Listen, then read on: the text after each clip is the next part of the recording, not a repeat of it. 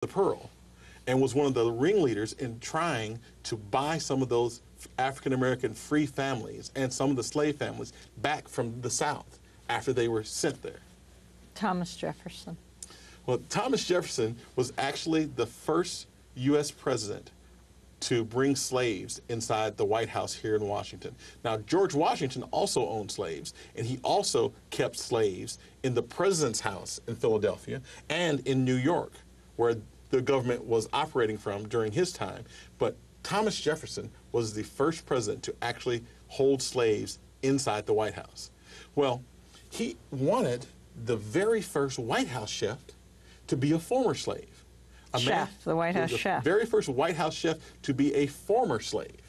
And that was a man by the names of James Hemings.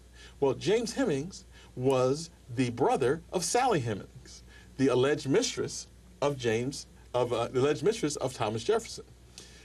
And she was enslaved by him. She was enslaved. His sister was enslaved by Thomas Jefferson. Well, James Heming also used to be enslaved by Thomas Jefferson. When Jefferson originally went to Paris as an ambassador from the United States, he took James Heming with him. So in Paris, Heming learned how to cook French cuisine, and he became an expert at it.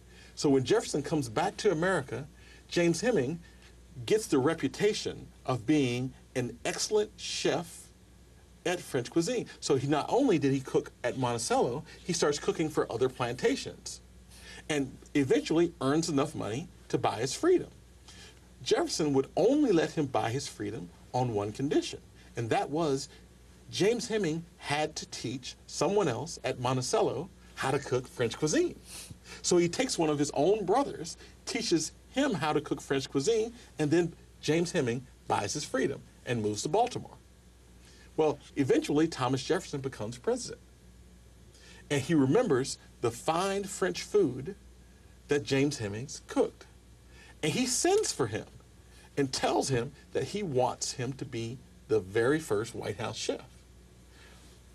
Hemings says no, because at this time, Thomas Jefferson is still holding the majority of James Hemings' family in slavery. And if he had moved into the White House, James Heming would have been the only free black man working on a staff made up of just about all African-American slaves. So James Heming tells Thomas Jefferson, no, I refuse. I don't want to come work for you.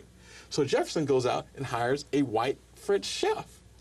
So if you look at Thomas Jefferson's original White House staff, you have one white chef, and the rest of them are African-American slaves. That's how the tradition of having black domestic workers in the White House began.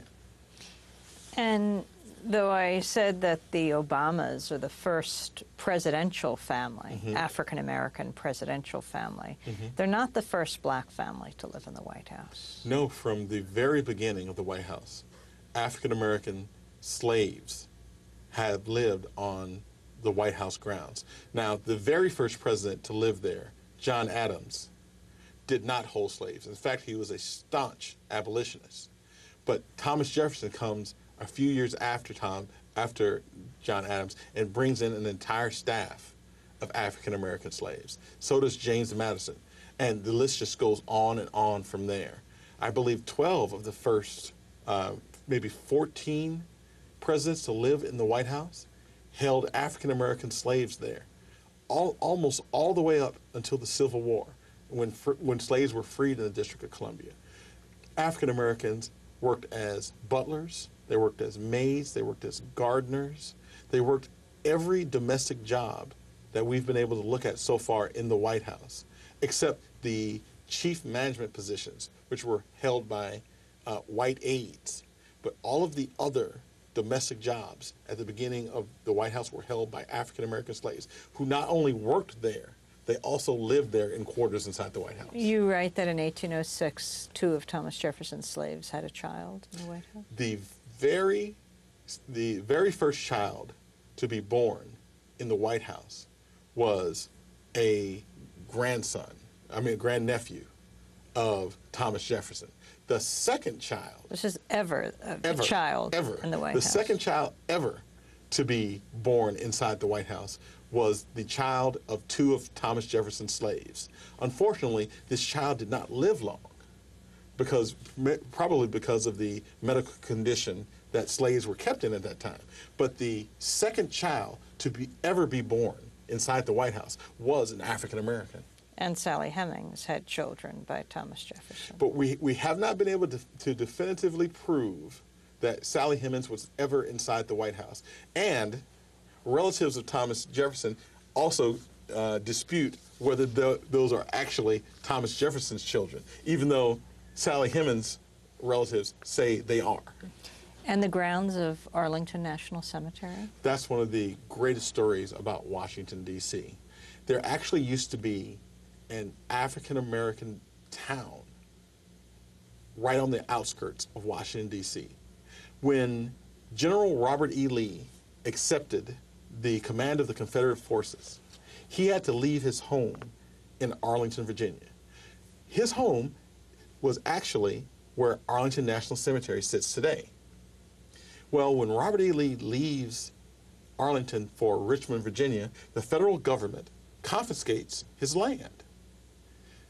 And the way they ensured that Robert E. Lee would never come back is they started burying Union and Confederate soldiers in Robert E. Lee's front yard. That's how Arlington National Cemetery got its start. Well, another thing the federal government did was they gave a part of that land to the freed slaves who used to work for General Lee. So these slaves took that land and started up their own town, and they called it Freedmen's Village. These slaves opened up their own hospitals, they opened up their own stores, they opened up their own schools. Eventually, the work they did was so impressive, other African-American slaves who had been freed by the Civil War move up to Washington, D.C. And Freedmen's Village gets bigger and bigger and becomes more and more famous. In fact, one of the people who moved into Freedmen's Village was Sojourner Truth, the famous African-American abolitionist. Well, the Civil War eventually ends, and Lee's family sues the United States government for the return of their land. They fight it out in court for a while, and the government finally decides they're going to settle. But what they did after they settled was they kicked off all of the African Americans who lived in Freedmen's Village, paid the population of the entire town $75,000 for all of the work they had done, and then destroyed it. Destroyed the entire town. They razed the homes, the churches, the schools. They destroyed everything. So today, there's very little in Arlington National Cemetery to signify that Freedmen's Village was ever there, except one thing. While the government could destroy the homes, they could destroy the schools, they could destroy the churches, the one thing the government couldn't do was dig up the people that they had already buried. So today in Arlington National Cemetery, if you go over to section 27, it's a section that's nearest to the Iwo Jima Memorial, you'll see that that section is all African American and all freed slaves. If you look at the tombstones, a lot of them only have one name on them. Here lies George. One will say, here was Andrea. One will say, child of John. Because some of the people, when they died, they didn't even know who they were. But they buried them there because at that point, they were free citizens of the United States. Every tombstone says either citizen or civilian, because when they died, they were free men and free women. Jesse Holland is author of Black Men Built the Capitol, Discovering African American History in and Around Washington, D.C. It is January 20th, 2009.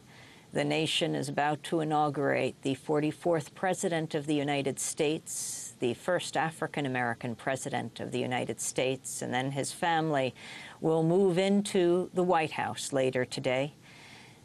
They will move into the White House built by slaves. Barack Obama's wife, Michelle Obama, and his daughters, Malia and Sasha, are descendants of slaves. This is Democracy Now! When we come back, the Pulitzer Prize-winning author, poet, activist Alice Walker. And then we'll look at the money that's pouring into Washington right now for this inauguration. Stay with us. On this spot where we're standing 43 years ago.